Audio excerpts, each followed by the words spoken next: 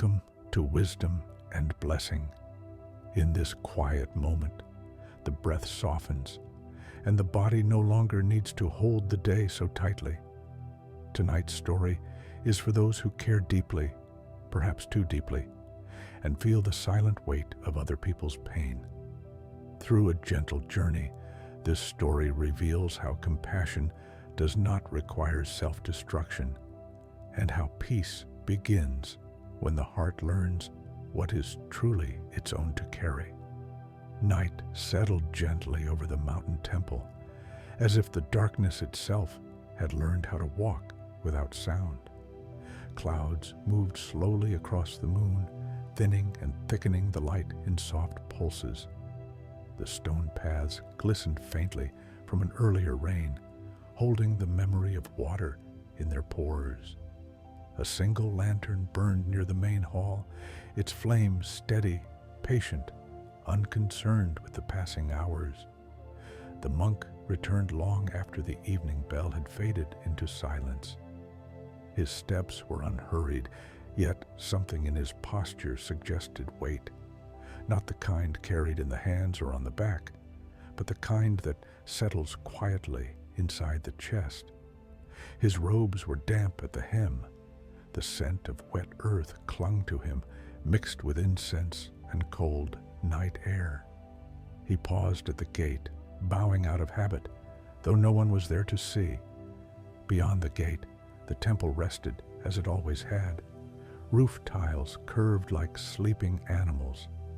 Bamboo leaves whispered softly to one another. Somewhere, unseen, water continued to drip from stone to stone, counting time in its own slow language. The monk was known in the nearby villages for his kindness. When grief visited a home, people sought him. When arguments grew too heavy to carry alone, they came. When fear had no place to rest, it found his listening ear. He never turned anyone away. He never hurried a story. He believed this was the shape of compassion, to receive whatever arrived. Tonight had been no different. A woman had spoken of her son who no longer returned her calls. A man had described years of anger that had hardened into silence. An elder had confessed fear of dying alone, though surrounded by family. The monk had listened to each voice with the same steady attention, his face calm, his breath slow. He had nodded, offered tea, spoken a few gentle words when words were needed, and when the last visitor had gone, bowing deeply in relief, the monk had bowed back, carrying with him everything they had left behind. Now, inside the temple grounds, the night felt vast, spacious, almost empty, yet within him, the opposite was true. He removed his sandals at the threshold of his small room and placed them neatly beside the door. Inside, a simple mat lay waiting, a low table, a folded blanket. Nothing here asked for effort. Nothing here demanded more. Still, he did not lie down. Instead, he sat. He folded his legs slowly, carefully, as though the movement itself required attention. His hands rested in his lap. The lantern light cast a soft circle around him, leaving the corners of the room in shadow. Outside, the bamboo leaned into a breeze that came and went without explanation. He closed his eyes. At first, there was only breath. Then, gently, almost politely, the voices returned. Not as sounds, but as impressions, feelings without edges, a tightening here, a heaviness there, the sorrow of the woman, the anger of the man, the quiet dread of the elder. They arose without invitation, as if the night itself had carried them back. The monk noticed his chest felt full, not painfully so, but crowded, like a room where too many people had gathered and forgotten to leave. Each emotion seemed to ask for something: resolution, comfort, answers. He breathed in, he breathed out. He reminded himself that compassion meant staying open. And yet, beneath that familiar thought, Something else stirred, a quiet exhaustion that had no words, a weariness that sleep did not seem to touch. He could not remember when it had begun, only that it had grown slowly, like moss on stone, unnoticed until it was everywhere. Outside, a cloud passed over the moon, dimming the light. The room darkened slightly. The lantern flickered, but did not go out. The monk's shoulders sank just a little. He had believed that caring deeply was the path, that holding space meant holding pain, that if suffering arrived at his door, it must leave somewhere, and if nowhere else was offered, then it would remain with him. This belief had felt noble, necessary, even beautiful. Now, sitting alone in the quiet temple, it felt heavy. The monk opened his eyes and looked at the wall before him. Its surface was plain, marked only by age and the faint texture of plaster. Nothing there demanded attention, nothing asked to be fixed. For a moment, the stillness deepened. The night breathed around the temple, indifferent and kind. Somewhere far below, the valley slept.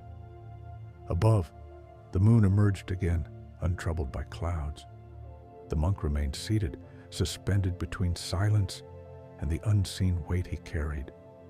He did not yet know that this night, this simple, quiet moment, marked the beginning of learning what compassion truly was, not as burden, not as sacrifice, but as something that, when understood, would finally allow him to rest. The night deepened, and with it came a stillness so complete it felt almost alive. The lantern flame had grown smaller now, its light softer, as if it too were preparing for rest. The monk remained seated, unmoving, while the world outside slowly settled into its own quiet rhythm. He rose at last, not because the weight had lifted, but because the body remembered what it was meant to do. The mat accepted him without sound. The blanket lay lightly across his legs. His breath slowed, as it always did, when darkness took full hold. From the outside, everything appeared peaceful. A monk at rest in a silent temple, exactly where he was meant to be. Yet, rest did not come. As his eyes closed again, the space behind them filled. The woman's voice returned first, not her words, but the ache beneath them, the hollow space where connection once lived. It pressed gently against his chest, asking nothing, yet refusing to leave. Then came the man's anger, still warm, still restless, pacing inside his thoughts as if searching for a place to strike. The elder's fear followed last, quiet and thin, like a thread stretched too far. None of these feelings belonged to him. And yet, there they were. The monk noticed his breathing had grown shallow. His body, wise in its own way, was responding to a danger that had no shape. His jaw tightened slightly. His shoulders drew inward, as though bracing against an unseen wind. This was not the first night like this.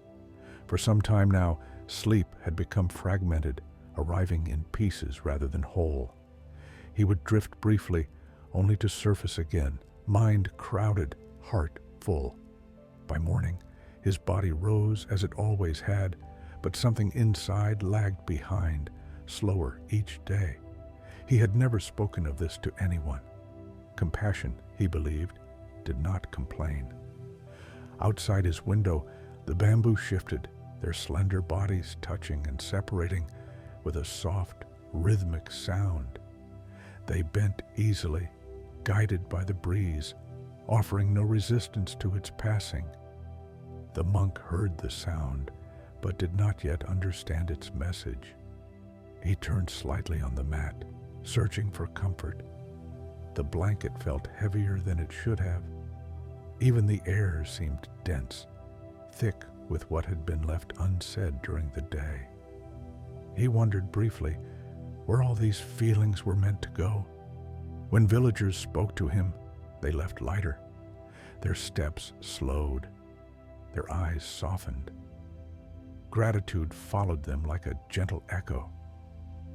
He had always taken this as proof that something good was happening, that the suffering had moved, that healing had begun.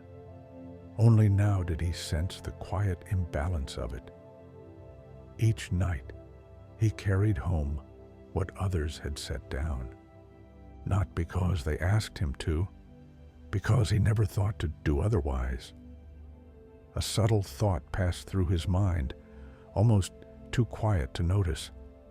If I don't hold this, who will? It arose the way many beliefs do, without sound, without challenge, wearing the familiar shape of responsibility. The monk breathed in, he breathed out. The thought remained.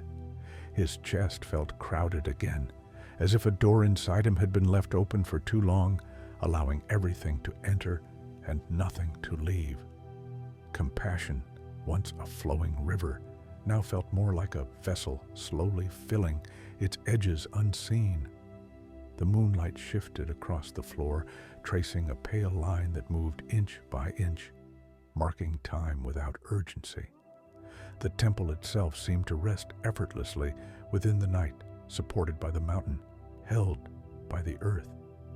The monk lay awake, eyes closed, heart heavy with borrowed weight. He did not yet see the pattern. He only felt the quiet exhaustion of someone who gives without knowing where the giving ends. And somewhere beneath the fatigue, beneath the familiar sense of duty, a deeper question began to form, not in words, but in sensation. A question that would soon ask to be answered. Before dawn, the temple breathed differently. The air cooled just enough to touch the skin with quiet clarity. The night insects fell silent, one by one, as if listening for something deeper. In the east, the sky began to loosen its grip on darkness, allowing a thin, colorless light to seep through. The monk rose when the bell sounded, not because he felt rested, but because rising was what had always been done. He washed his face with water undrawn from the stone basin. It was cold and honest, cutting through the last remnants of sleep. For a moment, the mind cleared. Droplets fell back into the basin, each one complete, each one returning to where it belonged. Then the day began.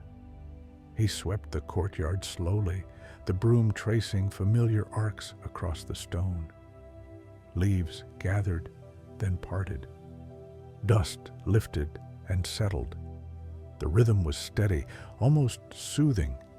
Yet even here, even in this simple act, his body felt slightly behind itself, as though moving through water. As the sun climbed, visitors began to arrive. A farmer spoke of failing crops and unspoken shame.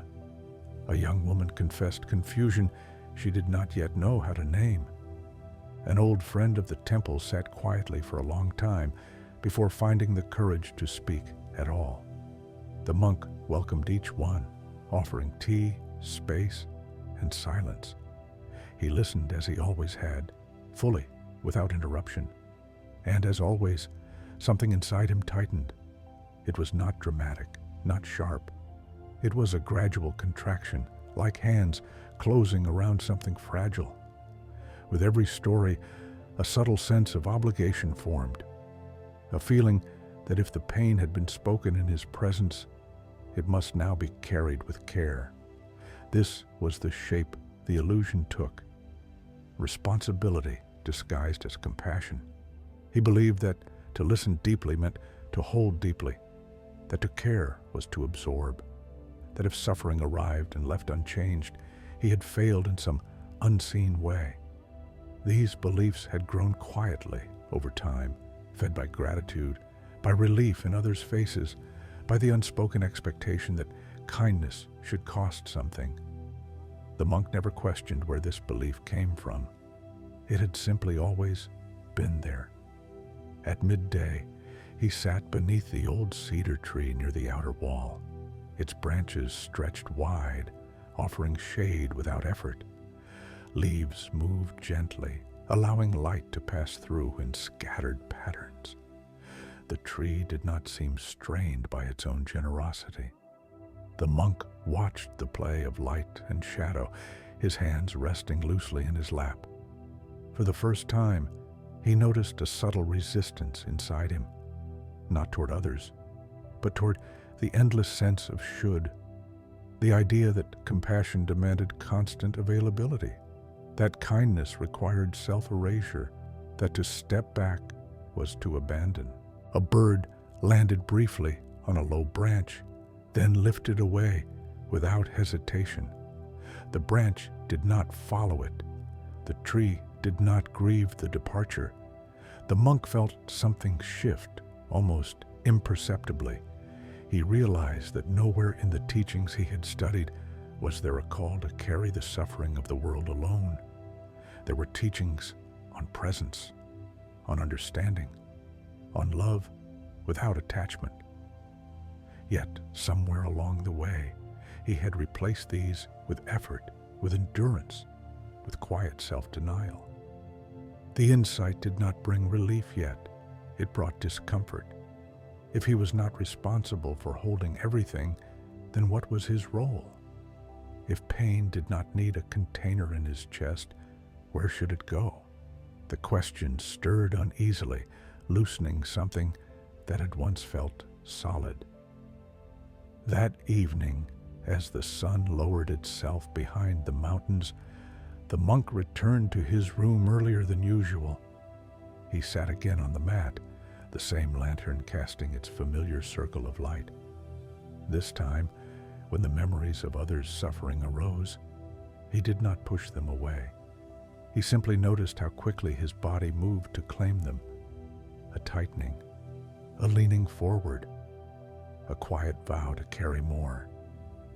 Seeing this clearly without judgment felt strangely new.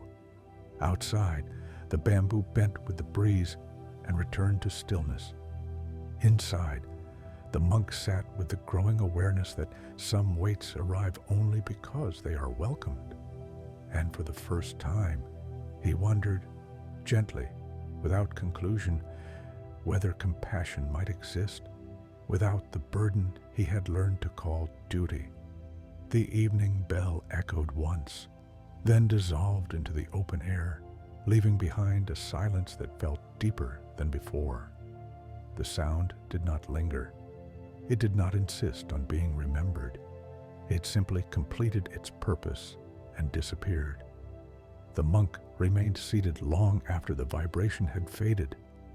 Candlelight wavered softly against the walls of the meditation hall, illuminating faces worn smooth by years of stillness. The other monks sat with relaxed spines and untroubled breath.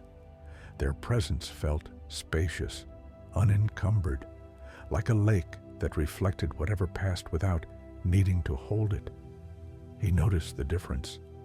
While their bodies appeared settled, his own felt dense, not heavy in the limbs, but heavy behind the sternum, as though something had been quietly stacked there over time. Each sorrow received, each fear honored, each unspoken hope absorbed and stored. He had not realized that compassion could bruise. During walking meditation, his steps were steady, but his awareness flickered. With each slow movement, he sensed a dull ache rising in his chest. Not pain, exactly, but a warning. A subtle message the body had been sending for weeks, perhaps months, now growing louder as the mind grew quieter. This is too much. The thought arrived without drama. It did not accuse. It did not demand. It simply appeared, honest and calm. The monk stopped at the edge of the courtyard. Night had fully settled now.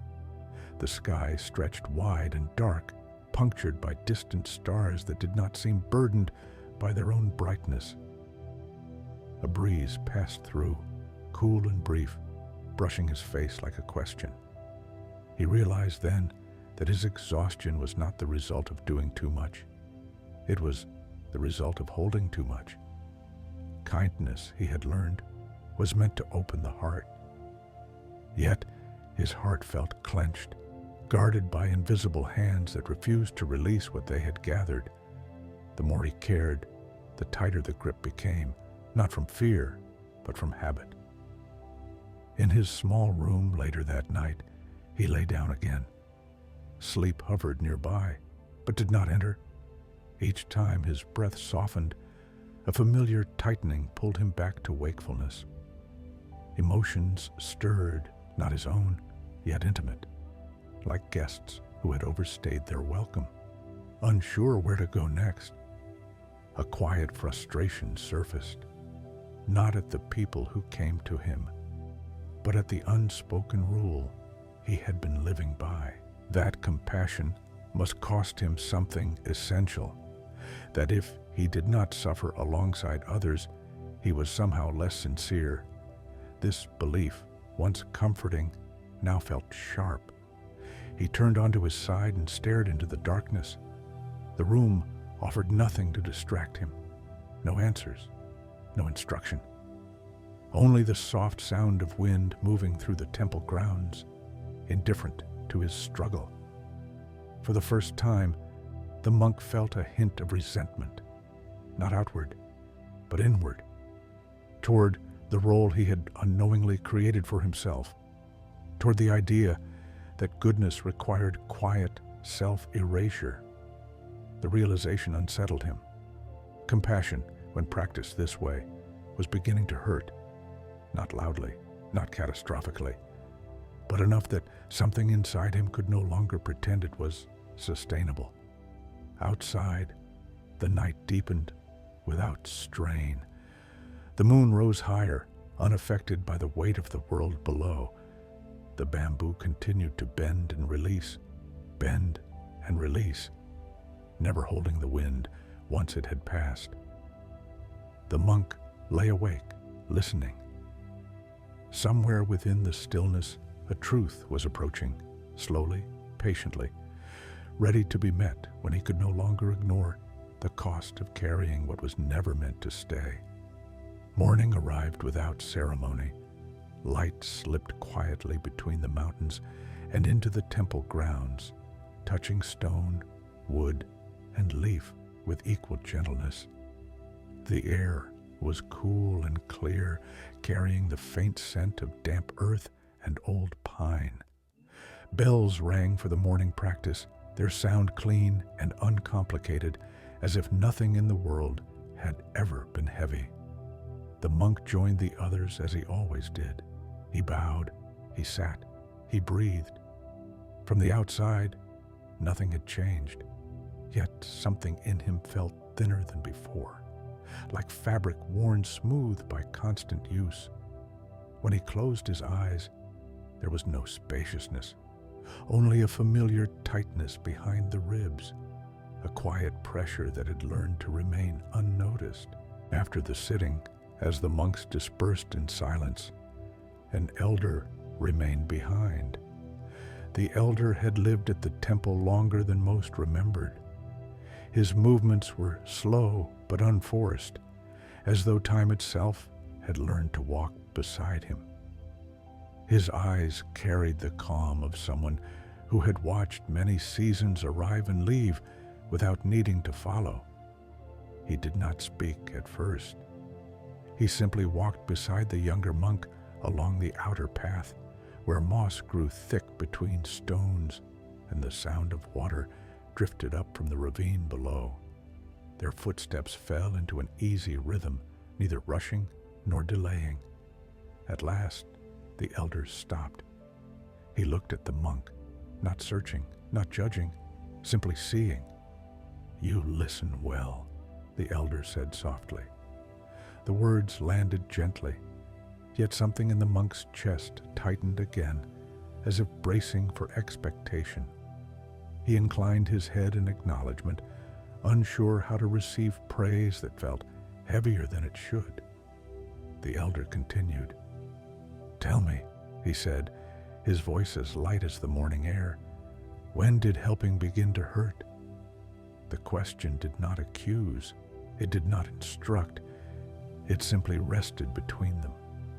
The monk opened his mouth, ready to answer, and found nothing there. Images rose instead, faces, evenings that stretched too long, nights without rest. The familiar sense of being needed, followed by the quieter sense of being emptied. None of these formed words. He searched his memory for a moment he could point to, a clear beginning, a mistake he could name. There was none. Helping had always felt like the right thing. It had always been praised. It had always been welcomed. How could something so clearly good now feel so heavy? "I don't know," he finally said. The elder nodded, as though this answer were exactly what he had expected. They resumed walking. The path curved toward the well at the edge of the grounds, where stone met shadow and water reflected the sky without effort. The elder's pace remained steady, untroubled by the silence that followed. The monk felt something shift again. Not relief, but permission. Permission not to understand yet. As they neared the well, the sound of moving water grew clearer. It flowed constantly, unaffected by how often it was drawn, offering itself without hesitation, without depletion. The monk listened, and somewhere within him, the unanswered question remained, alive and patient, no longer something to avoid, but something that would soon ask to be seen more clearly. They reached the well just as the morning light found its way into the hollow of stone that surrounded it. The well had been there longer than the temple itself. Its edges were worn smooth by countless hands, its stones darkened by years of water and weather. A simple wooden frame stood above it, supporting a rope and a bucket, whose surface bore the marks of steady use rather than carelessness. The elder stopped beside it and rested his hand lightly on the stone rim. "Sit," he said. The monk did. From where he sat, he could see his own reflection in the water below.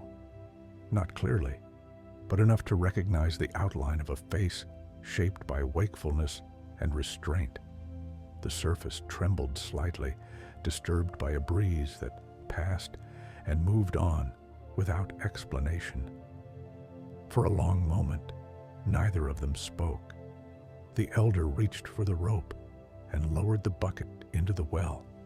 It descended slowly, the sound of rope against wood, rhythmic and unhurried. When the bucket met the water, there was a soft, hollow echo. He waited until it filled, then drew it back up with calm, practiced movements. When the bucket reached the top, the elder poured the water into a clay cup and held it out. The monk accepted it. The water was cool and clean. As he drank, he felt it move through his body, easing a dryness he had not noticed until it was gone. When the cup was empty, the elder took it back and filled it again. This time, he placed it on the stone ledge between them. "Travelers come here every day," the elder said quietly. "They are thirsty, they drink, then they go on." The monk listened, waiting. The elder looked into the well again. "Tell me," he continued, "when someone is thirsty, do you drink the water for them?" The question was simple, so simple it almost felt foolish. "No," the monk replied without hesitation. The elder nodded. "And when someone is hungry," he asked, "do you eat in their place?" Again, the answer came easily. "No." The elder turned his gaze back to the monk, gentle and steady. "Then why?" he asked. "Do you swallow what was never meant to enter you?" The words settled slowly, like sediment falling to the bottom of clear water. The monk felt the question move through him, not as an accusation, but as recognition. Images rose unbidden. The way he leaned forward when others spoke. The way his chest tightened, as if bracing to receive something physical. The way relief in others often coincided with a quiet emptiness in himself. He had been drinking for everyone, not water, but pain. The elder let the silence do its work. The well stood between them, open and patient, offering water without asking who deserved it or how much should be taken. The well gives, the elder said at last, but it does not empty itself into the traveler's mouth. The monk's breath slowed. For the first time he saw the difference, subtle yet unmistakable, between offering and absorbing, between allowing and carrying. The well remained full because it did not confuse generosity with self-erasure. A breeze passed again, rippling the surface of the water. The monk's reflection broke apart, then slowly reformed. Something inside him loosened, just enough to let the insight settle without resistance. They rose together and turned back toward the temple. As they walked, the monk felt lighter, not because anything had been resolved, but because something essential had finally been named. They did not return to the temple immediately. Instead, the elder led the monk along a narrow path that curved away from the well and into a stand of old trees. The ground was soft beneath their feet, layered with fallen needles and leaves that muted each step. Light filtered down in thin strands, touching bark and stone without lingering. They walked in silence until the path opened into a small clearing. At its center stood a simple wooden bench, weathered and pale. Nearby, a shallow stream moved slowly over smooth rocks, its sound constant and unhurried. The elder sat first, folding his hands loosely. The monk joined him, feeling the coolness of the shade settle around them. The elder reached down and picked up a small wooden bucket that rested beside the bench. It was empty. He turned it over once in his hands, then placed it upright between them. "Imagine," the elder said softly, "that every person who comes to you brings a bucket." The monk watched the empty space inside the wood. "They arrive carrying it full," the elder continued, "full of fear, grief, anger, confusion. They have been carrying it for a long time, and their arms are tired." The elder gently mimed, setting down a heavy load. "When they speak, they place the bucket between you," he said. "They are asking for help." The monk nodded slowly. "What do you do?" the elder asked. The answer came from habit, not thought. "I take it," the monk said. The elder smiled, not in approval, not in disapproval, but in understanding. "And where do you put it?" he asked. The monk paused. He could feel the answer before it formed. "Inside," he said quietly. The elder tilted the empty bucket slightly, allowing the monk to see its depth. "Now imagine," the elder said, "that you have been doing this all day. Every bucket, every story. You take them all inside." He placed another imaginary bucket beside the first, then another, then another. "What happens," he asked, "when there is no space left?" The monk felt his chest tighten in response. "It spills," he said. "Yes," the elder replied. "And who is it that spills?" The question lingered. The monk looked at the stream flowing beside them. It carried leaves, small branches, reflections of sky. It did not keep what passed through it. It did not collect or cling. The elder continued. "Compassion is not the act of taking the bucket," he said. "It is the act of sitting with it." He placed the empty bucket between them again. "You can help someone look inside," the elder said. "You can help them understand its weight. You can help them set it down for a while." He gently tapped the rim. "But the bucket," he said, "must remain theirs." The monk's breath deepened, slow and steady. He realized then how often he had confused presence with possession, how easily he had believed that love required ownership of pain, how rarely he had considered that simply sitting beside suffering might be enough. The elder set the bucket aside and stood. The stream continued its quiet conversation with the stones. As they rose and turned back toward the path, the monk felt the truth of the parable settle into his body, not as instruction, but as a soft, unmistakable shift. Compassion did not require him to be a container, only a witness. They returned to the temple as the morning widened.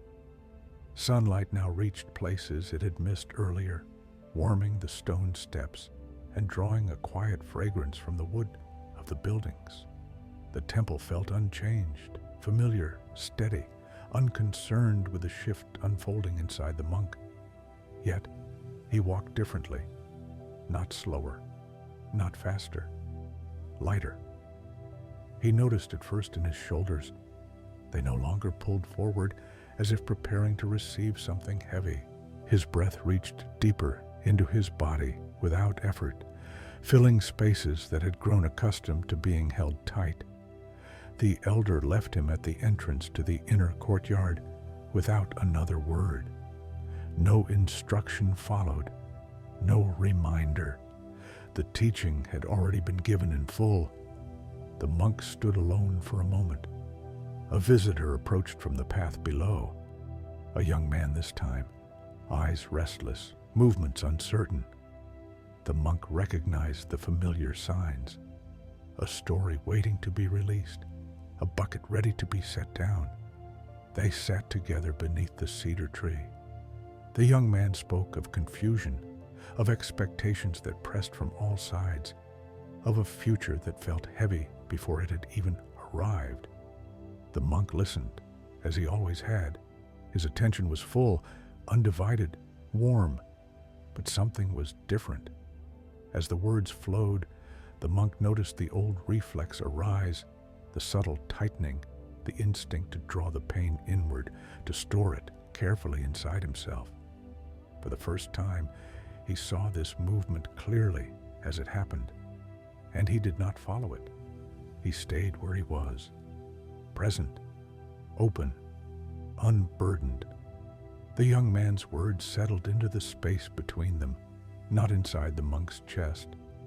They rested on the ground of shared silence, supported by attention rather than absorption. The monk felt the difference immediately. There was no crowding, no pressure, no quiet vow to carry more than was offered.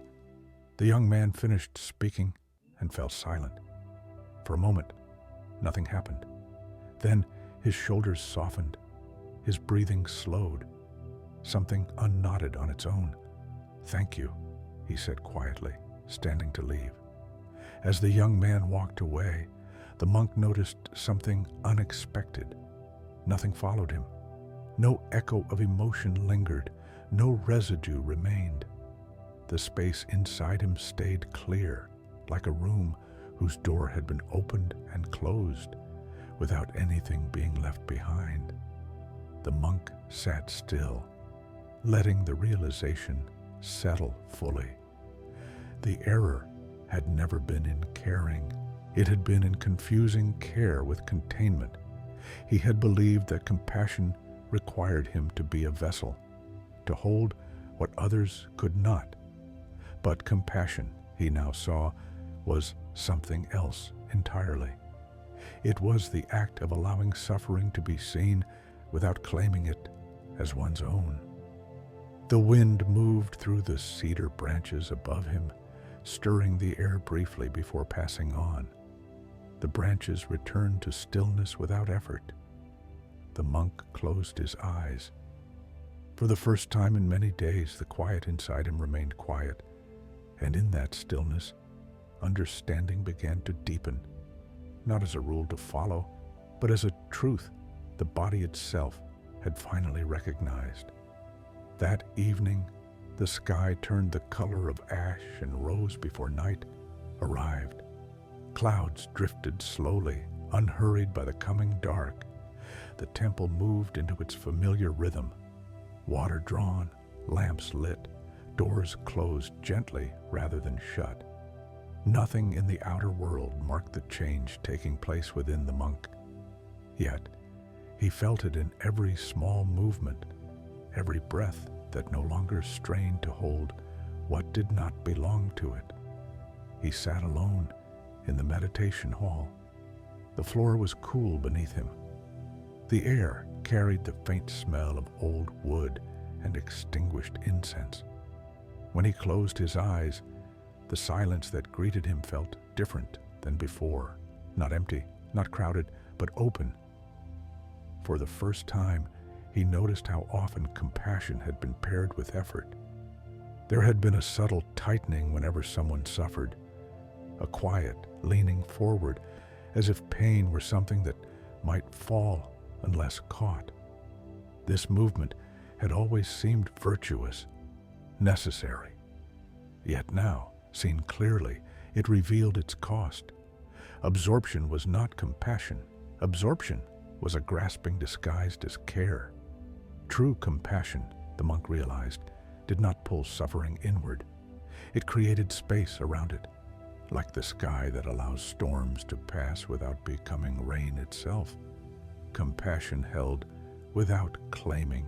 As this understanding settled, memories rose, not as burdens, but as lessons. He saw himself listening late into the night, chest tight, jaw clenched, believing endurance was proof of love. He saw how often his body had whispered warnings he had mistaken for weakness. He placed a hand lightly over his heart. The warmth there felt steady, unforced. A sound came from the courtyard, quiet footsteps approaching. Another visitor had arrived, carrying the familiar heaviness of unspoken pain. The monk felt the old reflex stir again, faint but present, like a habit waking from sleep. This time, he met it with awareness. When the visitor spoke, the monk listened fully, eyes soft, attention unwavering. He did not reach inward. He did not prepare to store the suffering. He allowed the words to exist in the shared space between them, supported by silence rather than swallowed by it. The effect was subtle but profound. The visitor's voice slowed. The story found its own ending. Relief arrived without being manufactured.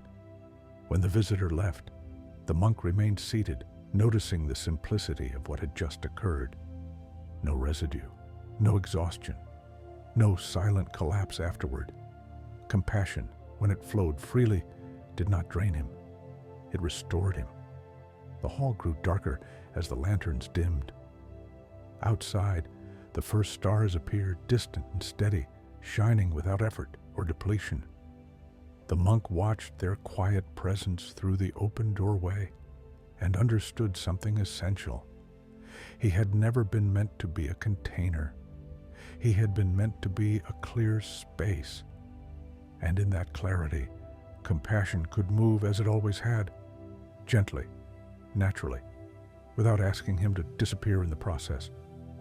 Night gathered slowly, like a careful hand drawing a curtain.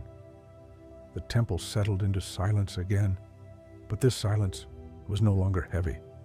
It rested easily, like a breath held without effort. The monk remained seated near the open doorway, watching the darkness take its place among the trees. Somewhere beyond the far ridge, a spring flowed. He had visited it once, years ago, guided by an elder who spoke little and walked slowly. The spring emerged from stone without announcement, clear and steady, feeding a narrow stream that wound its way down the mountain. No matter the season, dry or wet, cold or warm, the spring continued. It did not rush. It did not pause. It did not ask how much was needed. It simply flowed. The memory returned now with new meaning.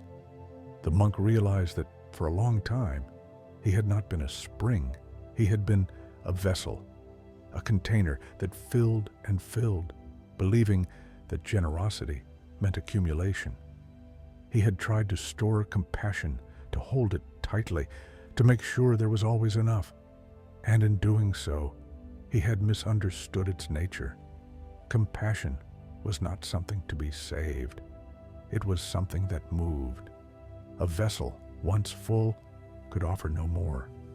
But a spring, precisely because it did not hold, never emptied.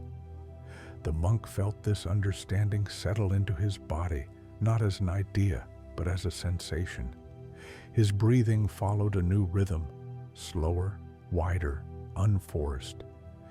The space inside his chest felt open again, like a door that had been closed for too long, finally allowed to rest ajar. He imagined himself as the spring, not pushing water outward, not measuring what was given, not fearing depletion, simply allowing what arose to pass through. Earlier, he had believed that if he did not take in the pain of others, something essential would be lost. Now, he saw the opposite was true. When he stopped trying to contain suffering, compassion flowed more freely, unimpeded by the tight walls of self-sacrifice. Outside, the bamboo swayed again, their hollow bodies moving easily with the night air. They did not resist the wind. They did not keep it. They allowed it to pass, sound and motion dissolving together. The monk smiled faintly, the expression so subtle it barely touched his face. He understood now why exhaustion had followed him home each night. He had been trying to be a place where things ended, rather than a place where things moved. This realization did not change his intention to care. It refined it. Later, as he lay down to rest, sleep arrived without negotiation. It did not circle. It did not hesitate. It settled over him like water returning to its course. And in the quiet of the night, the monk slept, not because the world needed him less, but because he had finally learned how compassion was meant to flow. Dawn entered the temple gently, without announcement. Light spread across the courtyard stones, revealing the faint traces of yesterday's rain. The air felt cool and clean, carrying the scent of earth and leaves. Birds moved through the trees in short, unhurried arcs, unconcerned with who might be watching. The monk woke before the bell. This, too, felt new. There was no heaviness in his chest, no sense of being pulled back into wakefulness by borrowed emotions. His body felt quiet, not numb, but settled, as if something long clenched had finally been allowed to release. He sat up slowly and noticed the difference. His shoulders rested where they belonged. His breath moved without instruction. Even the simple act of placing his feet on the floor felt lighter, less deliberate. The body, it seemed, was no longer bracing. Outside, the bell rang. Its sound moved cleanly through the air, touching the buildings, the trees, the hills beyond. It did not linger. It did not echo inside him. As he joined the morning practice, the monk became aware of something he had rarely noticed before: the quiet intelligence of the body. For years, it had been speaking to him in small ways: tightness, shallow breath, restless nights, subtle aches that had no clear cause. He had heard these signals. He had simply not listened. Now, seated in stillness, he observed how sensations arose and passed on their own. When thoughts appeared, they did not carry weight. When memories surfaced, they did not demand space. The body remained steady, like ground that supported movement without becoming it. Later that morning, as visitors arrived, The monk paid close attention to his physical responses. When someone spoke from deep pain, he noticed a familiar impulse, a slight leaning forward, a reflexive tightening at the center of his chest. Instead of following it, he stayed present with the sensation itself. He let it be felt, then allowed it to soften naturally. The sensation passed. This became his guide. The body, he realized, always knew when a boundary had been crossed. Tightness signaled absorption. Openness signaled presence. One asked him to carry, the other invited him to witness. This understanding changed how he listened. He no longer pushed himself to remain endlessly open. He allowed pauses. He allowed silence to do its work. He trusted that compassion did not require tension to be real. At midday, he walked alone along the outer path again. The well reflected the sky without strain. The water remained clear, undisturbed by those who had drawn from it earlier. The monk placed his hand lightly over his chest. There was warmth there, not the heat of effort, not the ache of burden, but a steady, quiet aliveness. He understood now that compassion did not begin in the mind. It began in the body, in the felt sense of what could be held and what needed to pass through. And by listening to that message, he had begun to learn a deeper form of care, one that honored both others and himself without dividing the two. That afternoon, the temple grew quiet again. The visitors thinned as the sun reached its highest point, then slowly began its descent. Shadows lengthened across the courtyard, stretching without urgency.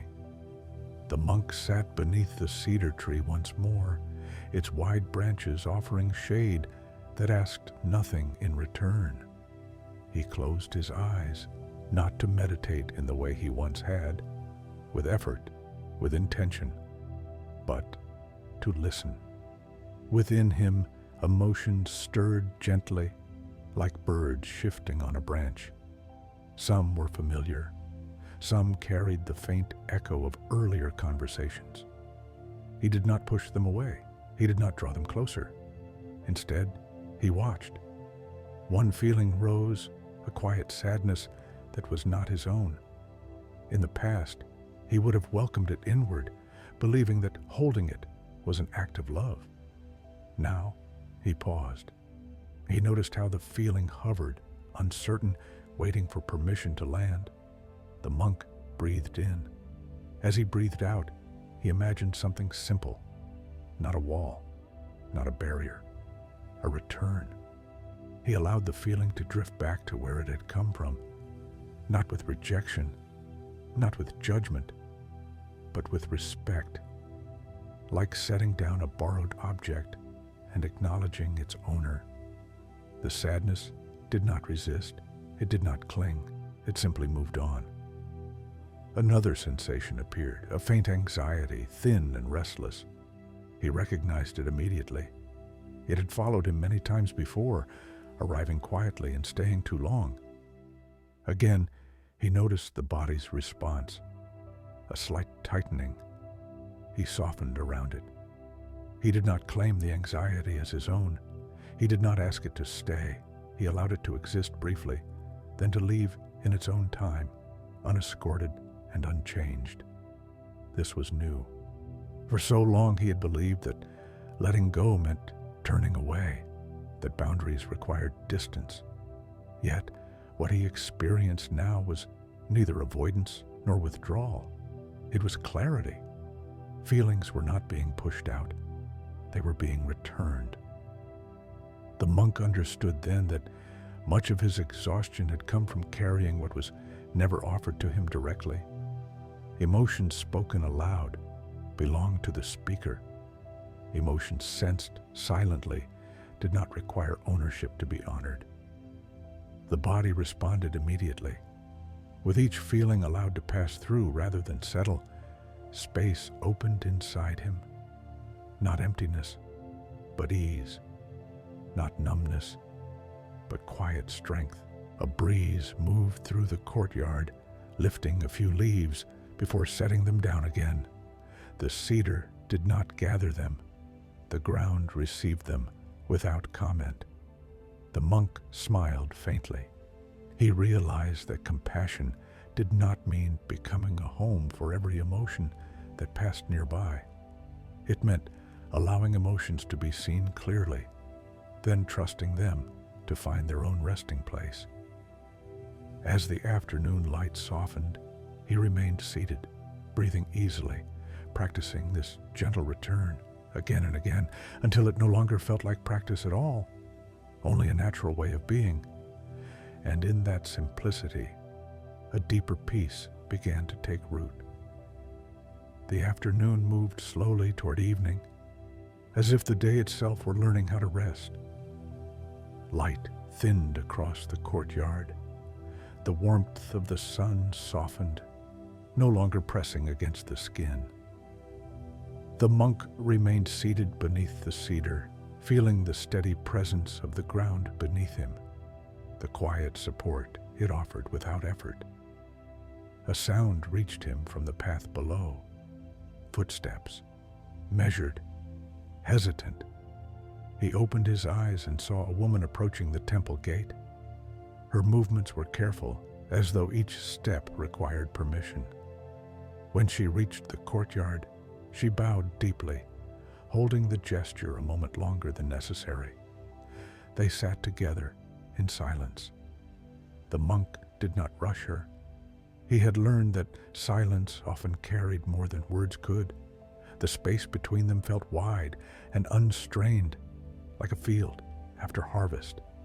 When she began to speak, her voice trembled. She spoke of caring for an aging parent, of nights spent listening for breath, of fear disguised as patience, of love that had begun to feel like an endless obligation. As she spoke, her hands twisted the edge of her sleeve, a small, unconscious movement. The monk listened. He noticed the old habit stir, the instinct to lean forward, to gather the pain, to make it lighter by taking it in. The body responded with a familiar sensation, a faint pressure at the center of his chest. He did not resist it. He simply stayed. He allowed the sensation to be felt, then to soften on its own. He kept his attention anchored in the present moment, in the sound of her voice, the rhythm of her breath, the quiet space that held them both. Something subtle shifted. The woman's words slowed. Her shoulders dropped slightly. Tears came, then passed, leaving her breath steadier than before. The monk did nothing to cause this. He did nothing to prevent it. He was simply there. He realized then that listening did not require him to move toward the pain or away from it. It required stillness, a grounded presence that allowed the other person's experience to unfold without interference. The woman fell silent. For a moment, neither of them spoke. Then she exhaled, long and deep, as though releasing something she had been holding alone for too long. "I didn't know I was so tired," she said quietly. The monk nodded. He did not offer solutions. He did not carry her weariness inside himself. He allowed the truth of her words to rest where they belonged. When she stood to leave, her bow was different, not deeper, lighter. As her footsteps faded down the path, the monk remained seated, noticing how nothing lingered inside him. No echo, no residue. The space within his chest stayed open and calm, like a clear sky after clouds had passed. He looked up at the cedar branches moving gently above him. The sky did not keep the birds. The earth did not cling to footsteps. And listening, he now understood, was like this. To listen without carrying was not indifference. It was respect. It was trust. It was the quiet confidence that each being must walk their own path, and that offering presence without self-erasure was more than enough. As evening settled fully over the temple, the monk remained where he was, breathing easily, allowing the day to end without gathering it into himself. For the first time, compassion felt spacious, and within that space, peace continued to deepen. Evening bells sounded as the sky dimmed to indigo. Their tone was soft, unhurried, like a reminder rather than a command. The monk rose from beneath the cedar and walked slowly toward the hall, noticing how his feet met the stone with ease. Each step felt complete on its own, requiring no effort to arrive anywhere else. Inside, lamps were lit one by one. Light gathered gently along the walls, revealing the grain of old wood, the quiet patience of the space. The monk took his place among the others. As they sat, he sensed something subtle yet unmistakable, a shift not only within himself, but in how others seemed to respond to his presence. It was not dramatic. No one stared, no one commented, and yet conversation softened when he was near. People spoke more slowly, as if given permission to do so. Silences stretched without discomfort. Words found their natural end without being forced forward. He realized that his presence had changed shape. Before, it had been dense, weighted with intention, effort, responsibility. Now it felt light, spacious, almost transparent. He was not leaning toward others nor pulling away. He was simply there, like a tree offering shade without tracking who rested beneath it. Later that night, a novice approached him quietly. The young monk hesitated, then spoke of doubt. Doubt about practice, about worth, about whether calm was something he would ever truly know. The words were familiar. The path of questioning was one the elder monk recognized well. He listened, but he did not search for answers. He did not reach inward to absorb the uncertainty. He allowed the doubt to exist in the shared space between them, held by attention rather than urgency. He responded only when the moment felt complete, his words few and unadorned. "Stay," he said gently, "not with the questions, with the breath." The novice nodded. Something in his expression softened, as if a knot had loosened without being untied. When the novice left, the monk noticed again. Nothing followed. The quiet inside him remained intact, undisturbed by the exchange. This was new. Before, he had believed that being helpful required giving more of himself each time. Now he saw that when he stopped carrying, others were free to stand more fully on their own. His calm did not make him distant. It made him available. Available without being consumed, present without being depleted. Outside, the night wind passed through the temple grounds, touching every surface without lingering. Leaves rustled, then fell still again. The world moved on, unburdened by its own motion. The monk sat quietly, breathing in the lamplit hall, feeling the gentle truth settle deeper. When compassion was no longer mixed with sacrifice, it became something else entirely. Not heavy, not fragile, but steady, like ground beneath the feet. And in this new kind of presence, both he and those who came to him could finally rest. The night grew deeper, but the monk did not feel the familiar pull of fatigue that once followed him into darkness. Instead, there was a quiet steadiness, as if something inside him had found its proper weight at last. He walked alone along the outer path, where the temple lamps gave way to moonlight and shadow. The mountain stood unmoving against the sky, vast and unconcerned. Somewhere below, a stream continued its patient journey, shaping stone not by force, but by constancy. As he walked, a realization unfolded, not suddenly, not like a revelation, but slowly, the way understanding often arrives when it no longer needs to persuade. The less he carried, the more he had to offer. This was the paradox. When he stopped absorbing the suffering of others, his presence became clearer. When he released the burden of responsibility for outcomes, people seemed to find their own strength more easily. When he no longer tried to hold pain steady, pain moved, softened, changed, sometimes even dissolved. Before, his compassion had been heavy with effort. Now, it was light with trust.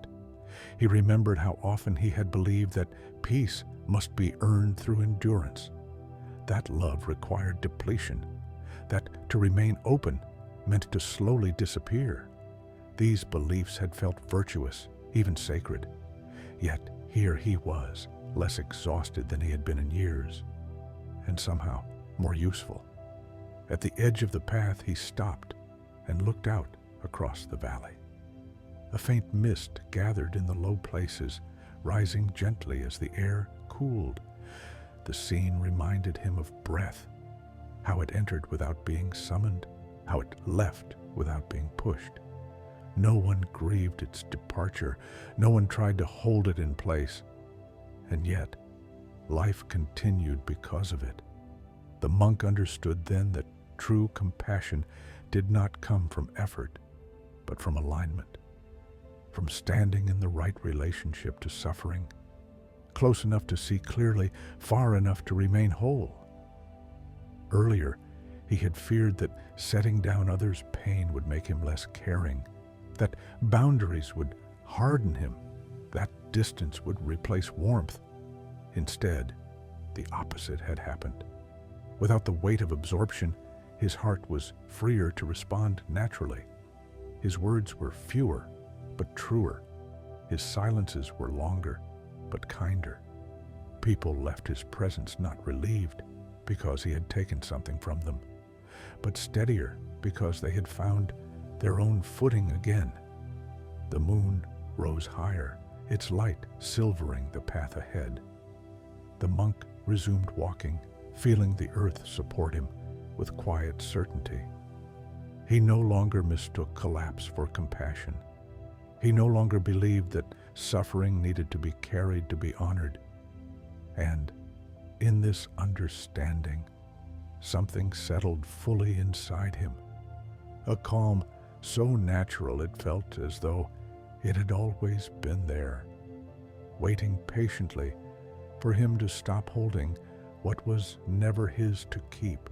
The following day unfolded slowly, as if the hours themselves had learned to breathe. Clouds gathered in the morning and thinned again by afternoon, leaving the light softened rather than dim. The monk spent the early hours tending to simple tasks, drawing water, sweeping fallen leaves, arranging bowls in the hall. Each movement felt unforced, guided more by presence than intention. Near midday, a visitor arrived who carried a different kind of weight. The sound of his steps reached the courtyard before he did, uneven, hurried, heavy. When he appeared at the gate, his posture was rigid, his face drawn tight by something that had not yet found words. He bowed, but the gesture was abrupt, incomplete. The monk invited him to sit. They faced one another beneath the cedar, the familiar shade holding them both. The man did not speak immediately. His breathing was shallow, his gaze fixed somewhere beyond the ground before him. When he finally began, the words came fast. He spoke of loss that had arrived suddenly, of a life interrupted without warning, of anger sharp enough to frighten him, grief deep enough to leave him hollow. His voice rose and fell unpredictably, like a storm breaking open without direction. As the man spoke, the monk felt the old reflex stir, stronger than it had in days. This pain was intense, raw, uncontained. His body responded instinctively, a tightening in the chest, a subtle urge to lean forward to anchor the man's suffering by pulling it inward, to stabilize the moment by becoming its weight-bearing point. The monk noticed everything. He did not suppress the reaction. He did not obey it. He stayed. He grounded his attention in the body, the contact of his legs with the earth, the steady rhythm of his breath, the cool air moving across his skin. He allowed the sensation of tightening to exist without following it into action. The man continued. Words tangled. Anger spilled into sorrow. Sorrow collapsed into silence. His hands shook. His shoulders curled inward as if bracing against something invisible. The monk remained present, not rigid, not distant, open. He did not absorb the pain. He allowed it to be fully seen. There was a long pause. In that space, something shifted. The man's breathing slowed. The urgency in his voice softened. He placed his hands flat against his knees, as if suddenly aware of his own body again. Tears came, not violently, not endlessly, and then passed. The monk said nothing. He did not need to. The pain, once witnessed without interference, had begun to move on its own. After some time, the man spoke again, quieter now. "I thought if I didn't hold on to it," he said, "everything would fall apart." The monk met his gaze gently. "Sometimes," he replied, "holding too tightly is what keeps things from settling." The words were simple. They did not instruct. They did not explain. They offered no promise of relief. Yet, they landed. The man nodded slowly, as though something inside him had recognized the truth before the mind could argue. When he stood to leave, his posture was still heavy. Grief had not vanished, but it was no longer collapsing inward. He bowed deeply this time, with care, with intention. As he walked away, the monk felt the moment complete itself. No residue followed. No exhaustion bloomed afterward. The space inside him remained clear, steady, whole. He sat alone beneath the cedar for a long time after that, listening to the quiet return to the courtyard. Leaves stirred, then settled. Light shifted across stone. The monk understood then that this encounter had been a threshold, a test not of endurance, but of trust. Trust that compassion could meet even the deepest suffering without becoming it. Trust that presence, when unburdened by ownership, was strong enough to allow pain to move toward its own resolution. He rose slowly and returned to the hall, feeling the truth of this settle not as pride, but as peace. The world did not need him to carry it. It needed him to stand steady and clear while it learned to carry itself. Morning arrived quietly, without the sharp edge of beginning. Mist clung to the lower slopes of the mountain, softening their outlines until earth and sky seemed to speak the same language. The temple emerged from this pale veil gradually, as if remembered rather than revealed. Stone steps glistened with moisture. Leaves held tiny beads of water that trembled, then fell, returning themselves to the ground. The monk stood at the threshold of the hall and watched the day form. There was no urgency in him now, no inner command pushing him forward. He felt present in a way that did not require effort, as though his body had finally learned where to stand and no longer questioned it. In the past, mornings had often carried a residue from the night before, unfinished emotions, borrowed grief, an invisible list of what still needed to be carried. Now, there was nothing waiting for him inside, only breath, only sensation, only the quiet readiness of a new day that did not ask to be managed. He bowed, not out of habit, but out of recognition. Recognition of something subtle yet profound. Compassion no longer frightened him. Before, compassion had been something that pulled him forward relentlessly, demanding that he step into every pain, every fear, every unanswered question. It had felt endless, consuming, and quietly destructive. Now, compassion felt different. It moved like water around stone, touching fully, shaping gently, never shattering itself in the process. As the temple awakened, people began to arrive. They came as they always had, each carrying a story shaped by their own lives. A woman whose patience had worn thin beneath years of silence. A man whose pride had kept him distant from those he loved. A young traveler who did not yet know what he was searching for, only that something felt missing. The monk greeted them with the same warmth he had always offered, but the warmth no longer came from strain. It came from steadiness. When they spoke, he listened without leaning forward. He did not prepare himself to catch what fell. He did not open his chest like a vessel waiting to be filled. Instead, he remained grounded, allowing each word to land where it belonged, in the open space between them, supported by attention rather than absorbed by effort. He noticed how people responded. Some spoke more slowly, as though sensing that there was no need to rush or prove anything. Others paused mid-sentence, surprised by their own honesty when it arose without pressure. Tears came when they needed to, but they did not overwhelm the moment. Silence appeared not as something awkward, but as something complete. The monk said very little, and yet nothing felt lacking. This, too, was new.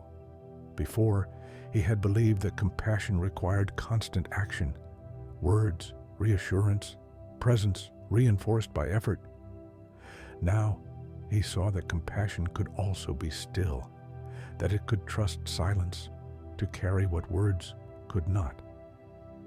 As the hours passed, he noticed something else. He did not feel drained. His breath remained deep. His body remained relaxed. His attention did not fray at the edges. Where exhaustion once crept in unnoticed, there was now a quiet resilience, not born of discipline, but of alignment. He remembered the elder's words at the well. The well gives, but it does not empty itself into the traveler's mouth.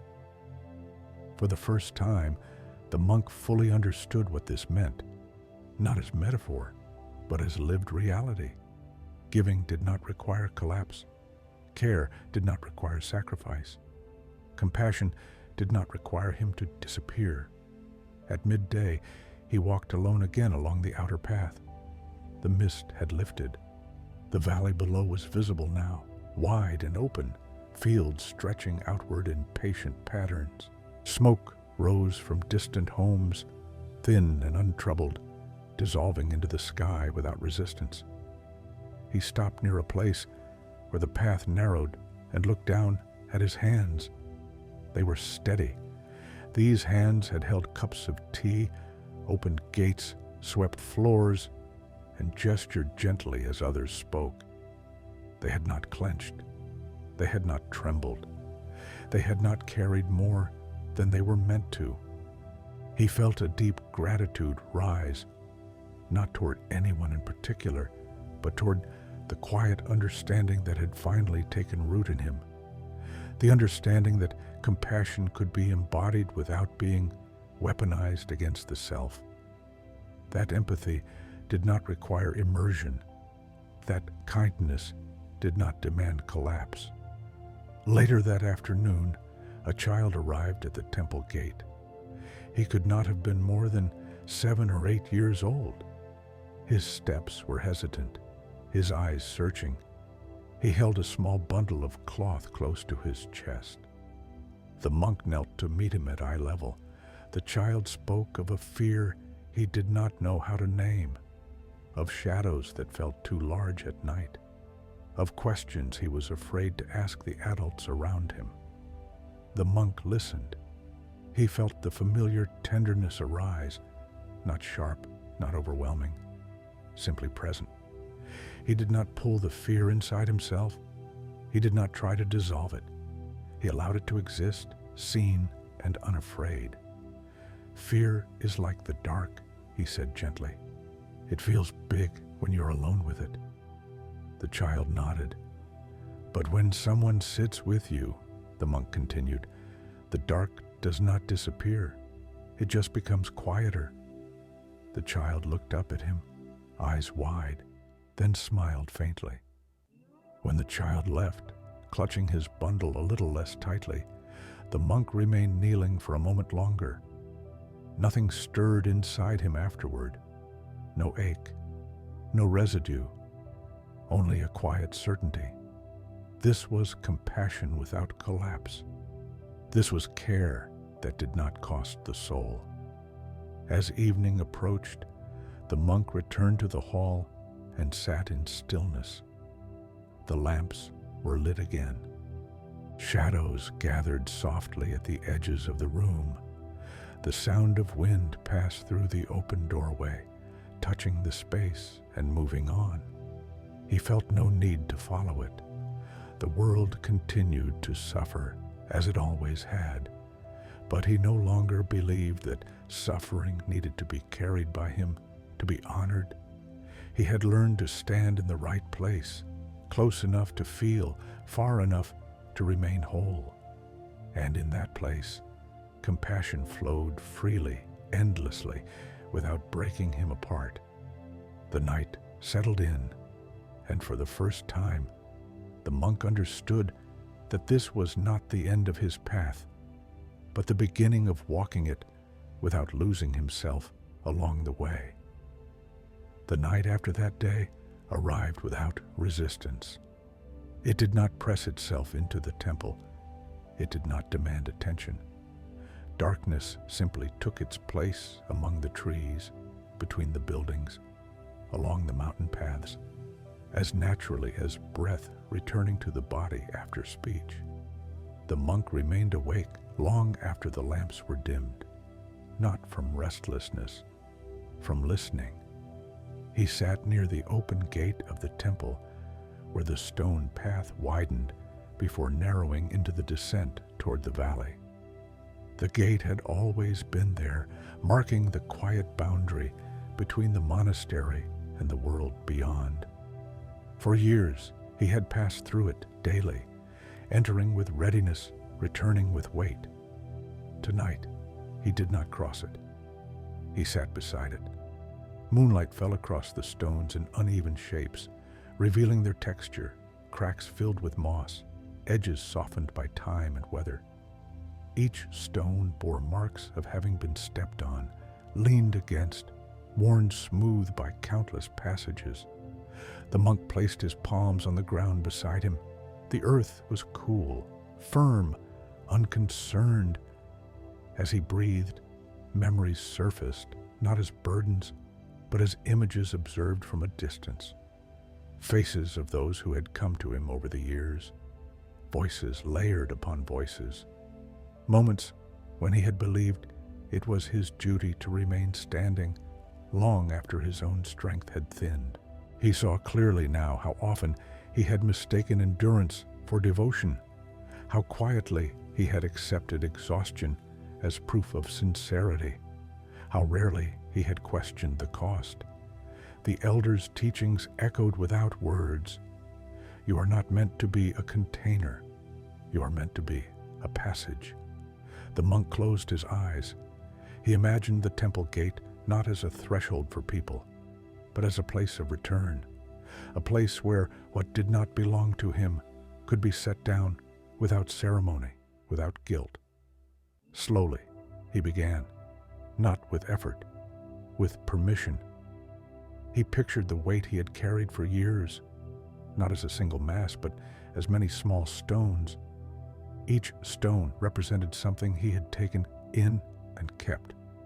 A fear that was not his, a sorrow he believed needed shelter, an anger he thought must be balanced. by calm. One by one, he imagined placing them on the ground beside the gate. He did not throw them. He did not reject them. He set them down carefully, as one sets down something borrowed, grateful for the time it had been held, relieved to return it. With each stone, his breath deepened. With each release, space opened inside him, not emptiness, but clarity, the kind that allows the body to rest without collapsing.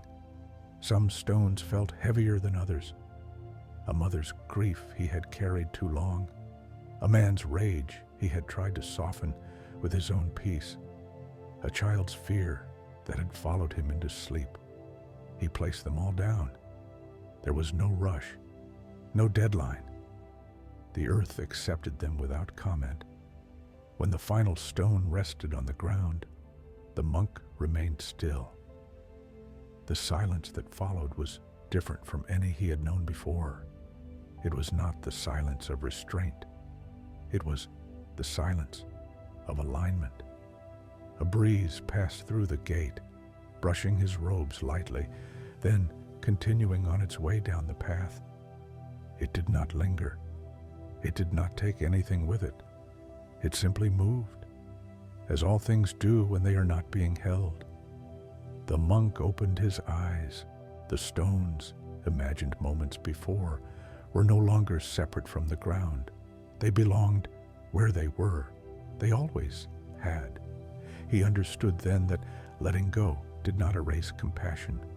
It returned compassion to its proper shape. Care without possession, presence without burden, love without collapse. Later, as he lay down to rest, sleep came gently, like a hand placed lightly on the shoulder.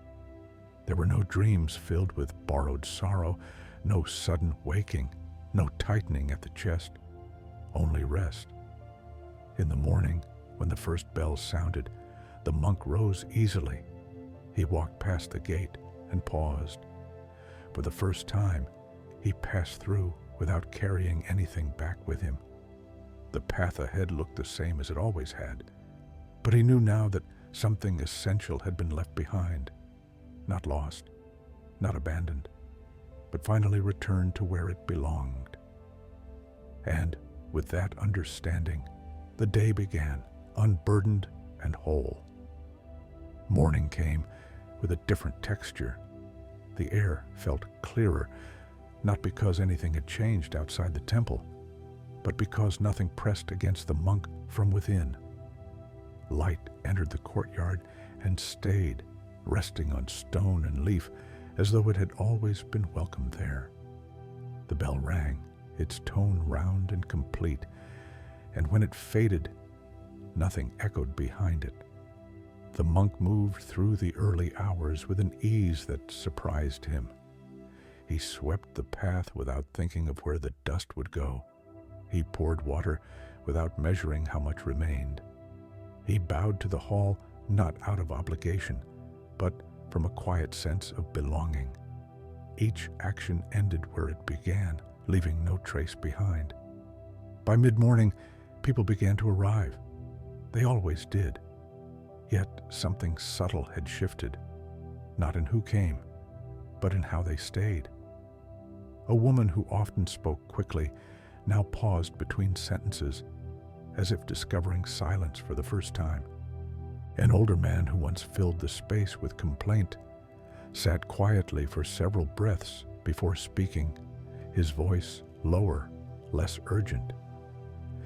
Even those who came with familiar heaviness seemed to settle more easily, as though the ground beneath them were firmer than they remembered. The monk noticed it not with pride, but with curiosity. He realized that when he stopped carrying, others felt less compelled to hand their weight over. They remained responsible for their own buckets, and strangely, this seemed to comfort them. At one point, a villager who had known the monk for many years studied him carefully before speaking. "You seem different," the man said, not accusing, not admiring, simply observing. The monk smiled faintly. "I am lighter," he replied. The man nodded, as though this answered something he had not yet asked.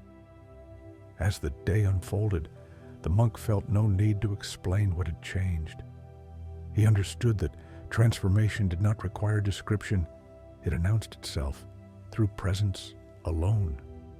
Later, while resting beneath the cedar, he watched shadows move slowly across the ground. They stretched, thinned, and disappeared without anyone guiding them. The light did not cling to where it had been. It continued on, touching what came next. He thought of how often he had believed that holding was an act of love. Now he saw that light never holds. It reveals. A novice passed by and stopped. "People seem calmer when they talk to you," the novice said hesitantly. "But you don't seem tired anymore." The monk considered this for a moment. "Because I am no longer standing in their place," he said gently. The novice frowned slightly, trying to understand. "I am standing with them," the monk continued. "There is a difference." The novice nodded slowly, as though storing the words somewhere they would be found again later. As evening approached, the monk felt gratitude rise, not the kind that seeks an object, but the quiet kind that fills space without asking anything in return. Gratitude for the body that had spoken patiently. Gratitude for the elder who had asked the right question. Gratitude for the moment he had finally listened. He walked once more to the gate. The stones he had imagined leaving there the night before did not return to him. The ground remained quiet, unchanged, uninterested in memory. The path beyond the gate waited without expectation. The monk understood then that lightness was not something he possessed. It was something that appeared when nothing unnecessary was being carried. As the sky darkened and the first stars emerged, he returned to the hall and sat in stillness. The day dissolved gently, without asking to be remembered. And in that dissolving, the monk felt a deep certainty settle in him. What was never meant to be carried could finally be left behind, again and again, without effort, without fear, without loss. The night held the temple with a steady hand. Clouds moved slowly across the sky, thinning and gathering without intention. The moon appeared, then softened behind their passing, its light never struggling to remain. From the hall, a single bell hung motionless, waiting. The monk sat beneath it. He had not rung the bell. He had simply come to sit where sound usually began. For many years, the bell had marked time for him, morning, evening, transitions between one act and the next. Its voice had been clear, resonant, capable of filling the valley below. When struck, it carried far, asking nothing in return. Tonight, it remained silent. The monk noticed how complete that silence felt.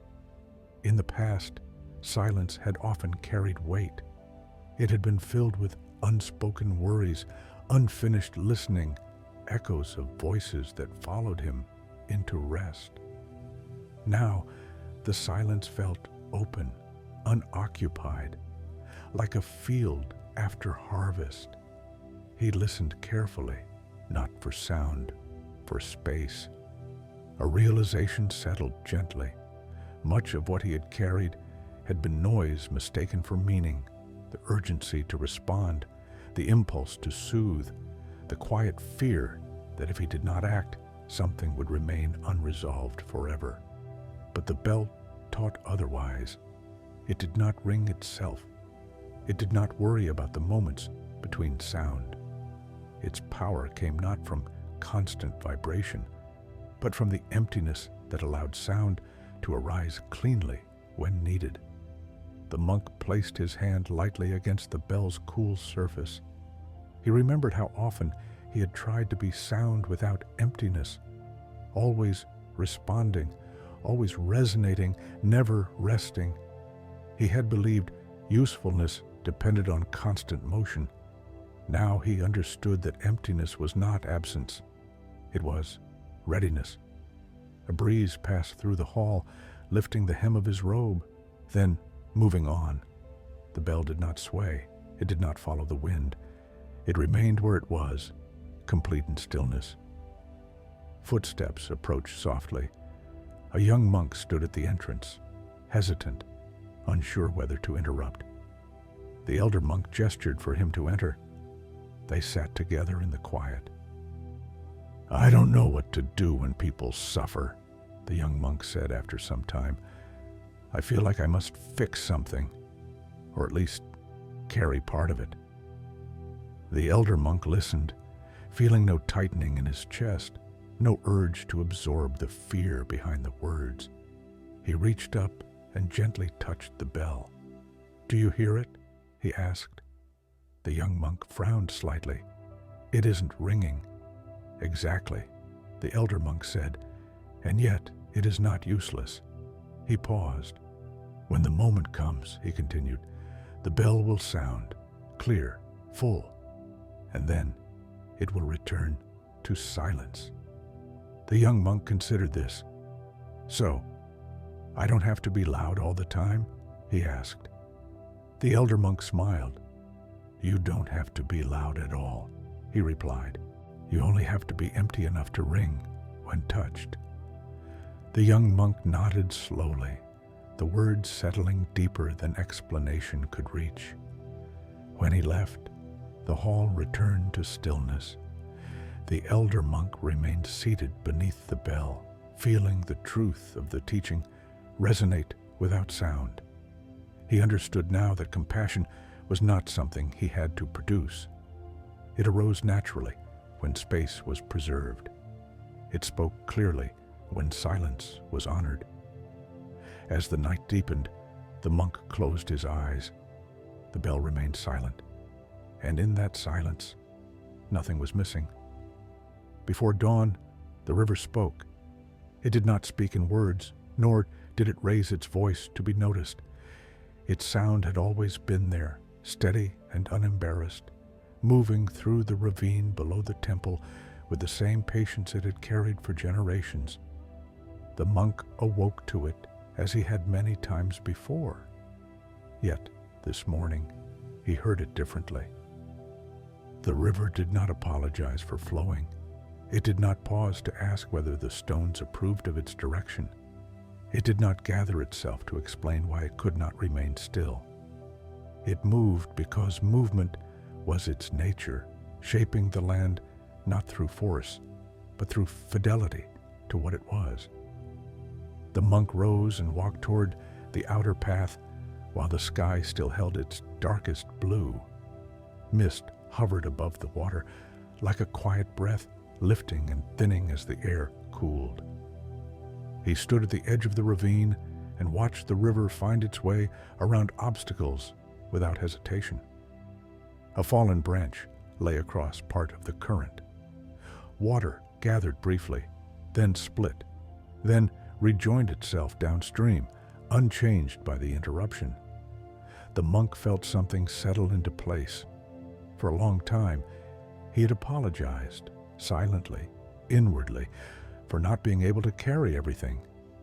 He had felt guilt when exhaustion appeared, shame when he needed rest, fear when he could not offer more.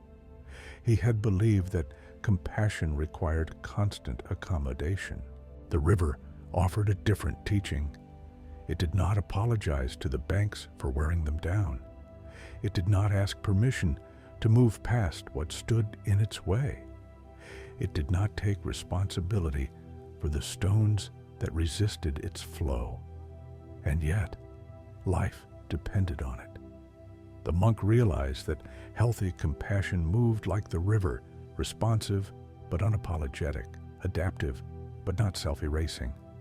It did not explain itself. It did not negotiate its own existence. Later that morning, a woman arrived who carried a familiar question. She had come many times before, each visit ending with relief, that never quite lasted. Today, her eyes searched the monk's face as if looking for something she had misplaced. "I feel like I ask too much," she said softly. "Like I'm a burden." The monk listened. He felt no tightening. He felt no urge to reassure her by offering himself as proof. "You are not a burden," he said calmly, "but neither am I meant to carry you." She blinked, surprised, not wounded, but curious. "You can walk beside me," he continued. "You can rest near me, but your steps are still yours." The woman breathed in slowly, then out. Something in her posture shifted. A release, not of pain, but of expectation. When she left, the monk returned to the sound of the river.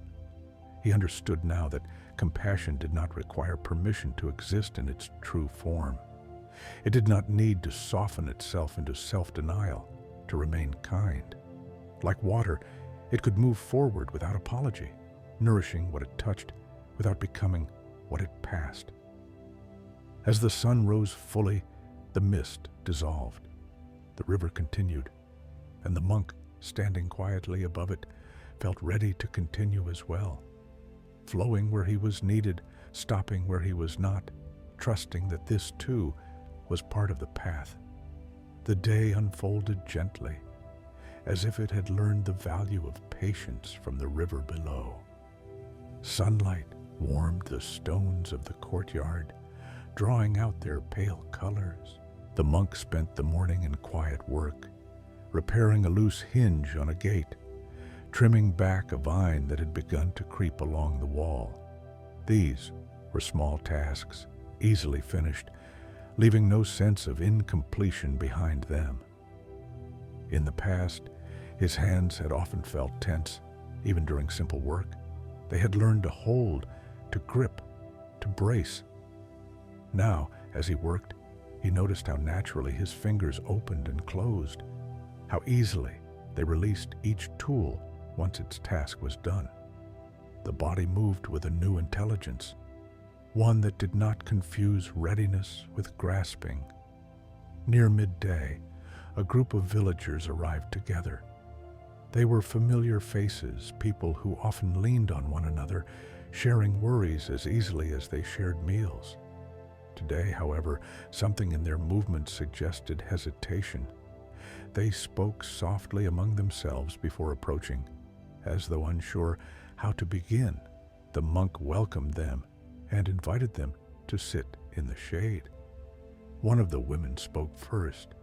Her voice was calm, but there was a carefulness to it. "We don't want to take too much," she said. "We know you carry many things." The monk felt a faint smile rise, not from pride, but from recognition. "I don't carry what does not belong to me," he replied. The words were simple. They landed gently. The group exchanged glances. Something in their shoulders eased.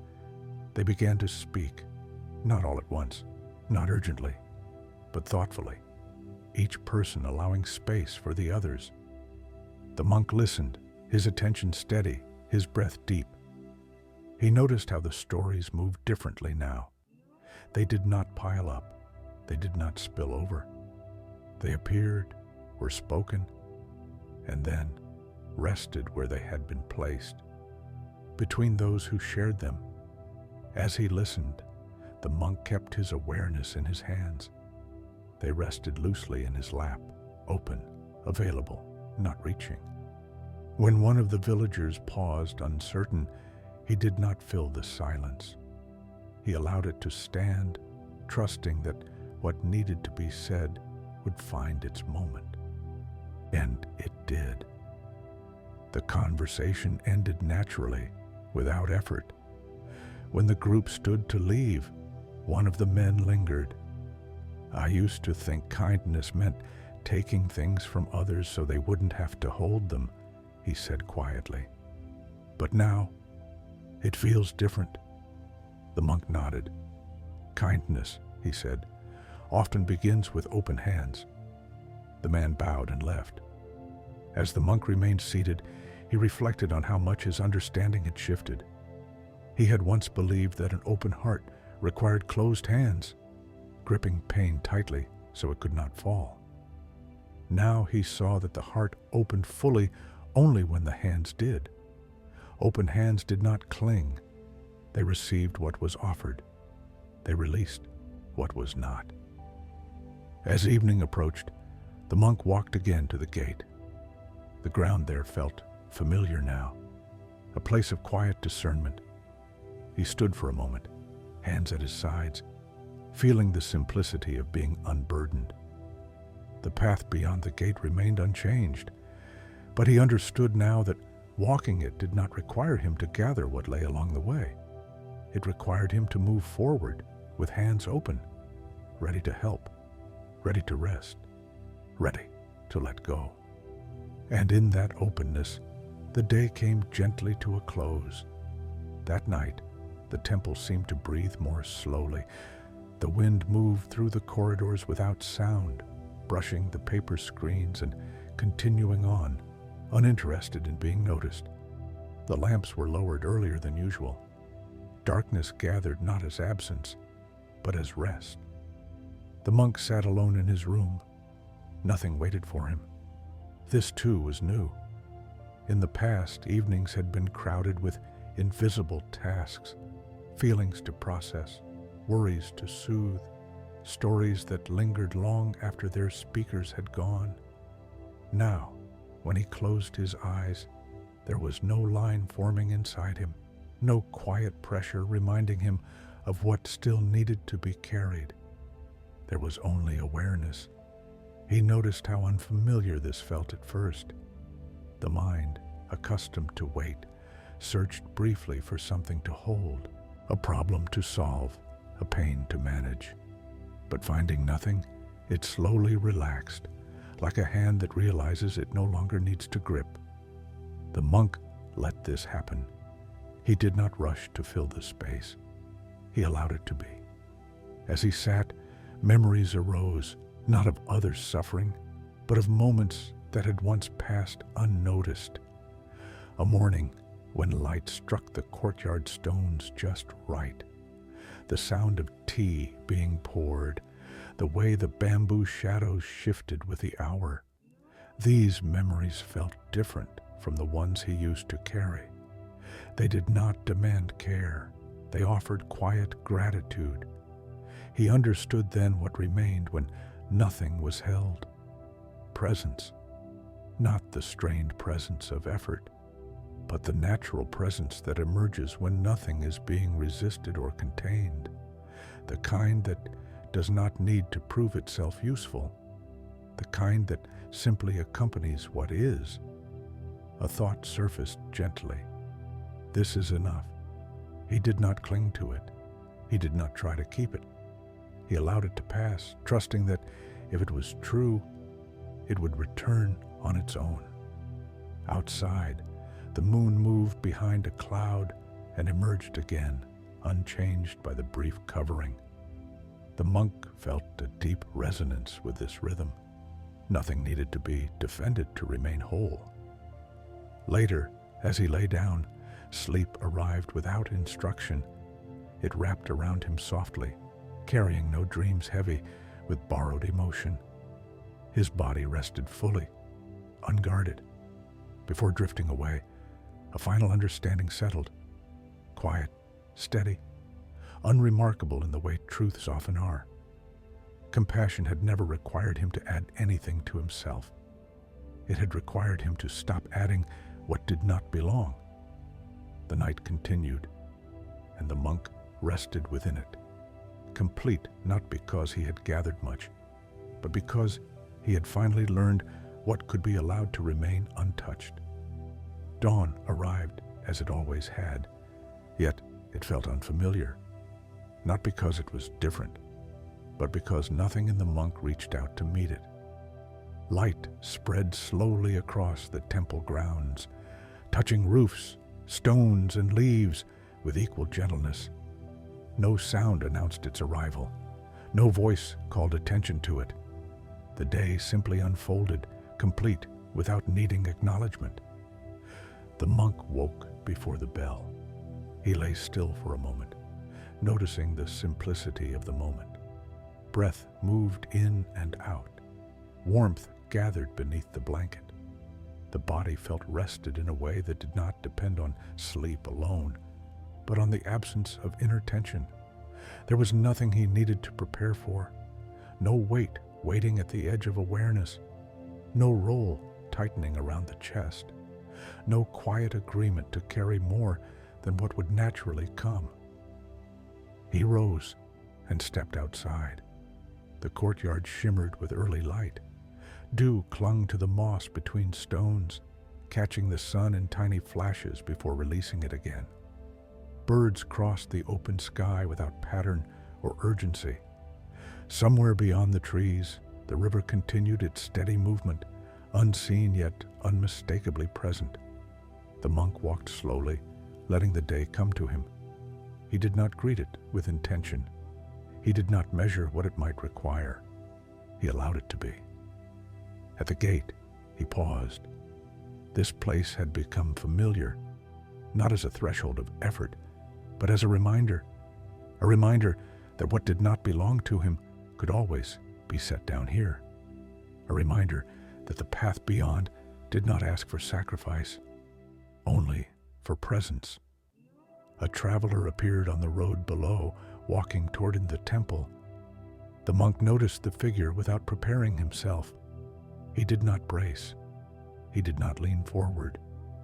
When the traveler arrived, they bowed and sat together. The traveler spoke of uncertainty, of standing at a turning point with no clear direction. The monk listened with the same calm attention he had offered so many times before. Yet, the experience felt entirely different now.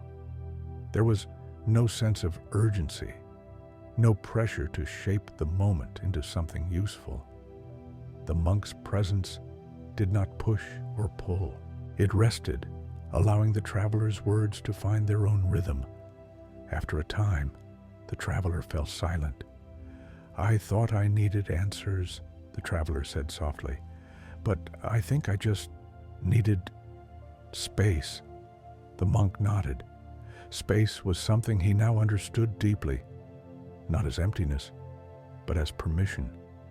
Permission for things to arise and resolve without being forced. When the traveler left, the monk remained standing at the gate, watching the figure disappear down the path. He felt no sense of completion, no quiet pride, no lingering attachment. The moment had ended because it was complete. As the bell rang for morning practice, the monk returned to the hall. He sat among the others, feeling neither separate nor responsible for anyone's experience. The sound of chanting filled the space, rose and faded, leaving nothing behind. The dawn continued to brighten. The day asked for nothing. And for the first time, the monk understood that this was not indifference. It was trust. Trust that life, when met without grasping, knew how to move forward on its own. He breathed, and in that breath, the story itself began to thin, preparing to release him gently into the quiet of what comes next. Night returned the way it always had, without announcement, without expectation. It settled over the temple softly, gathering the edges of the day and folding them into quiet. Lamps were lit and then dimmed. Doors were closed with care. The mountain held its shape against the sky, steady and uninterested in being named. The monk did not mark the ending of the day. He sat, not because he needed to practice, not because something required attention. He sat because sitting felt complete. The hall was nearly dark now. Only a faint glow remained near the altar, enough to suggest form without insisting on it. Shadows blended gently, erasing clear boundaries between wall and floor, object and space. The monk rested within this indistinction. There was no sense of having arrived somewhere special. No feeling of accomplishment, no quiet voice counting lessons learned or burdens released. Those thoughts had already passed, leaving no need to revisit them. What remained was simple: breath, presence, stillness that did not ask to be deep. He noticed how the body felt when nothing was being held. The chest was open, not expanded. The shoulders rested where gravity placed them. The hands lay easily in his lap, neither open nor closed. He remembered dimly how once he had believed compassion required constant vigilance. That kindness meant standing guard over suffering. That peace had to be protected by effort. Now, those beliefs felt distant, like echoes from a place he no longer lived. Compassion, he understood, did not need a keeper. It moved on its own. Outside, the river continued its unseen course. The wind touched the trees and moved on. Somewhere far below, a light flickered briefly in the valley and went out again. Nothing clung. Nothing lingered longer than it needed to. The monk felt a quiet gratitude, not directed, not shaped, simply present. Gratitude not for change, but for alignment, for the easing of a long-held tension he had not known how to name until it was gone. He did not think of the people who would come tomorrow. He did not prepare for their stories. He trusted the moment to meet itself. As the night deepened, the monk allowed his eyes to close, not in sleep just yet, but in rest, the kind of rest that does not retreat from the world, but remains gently within it. There was no final insight, no concluding thought, only the sense that something unnecessary had fallen away, and that nothing essential had been lost. The temple breathed, the mountain remained. And somewhere between breath and silence, the monk rested, no longer carrying, no longer resisting, simply present, as the night held everything without effort.